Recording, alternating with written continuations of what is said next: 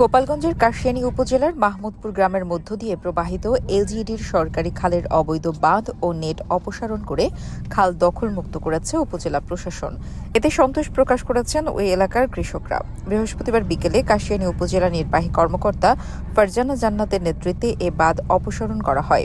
UNO জানান, স্থানীয় প্রভাবশালী দিদার হোসেন দীর্ঘদিন ধরে সরকারি খালের মধ্যে বাঁধ ও নেট দিয়ে খাল দখল করে মাছ চাষ করে আসছিলেন।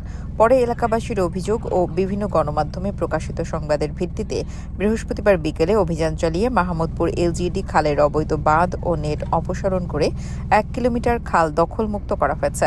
জনস্বার্থে এমন অভিযান অব্যাহত থাকবে বলেও জানান তিনি।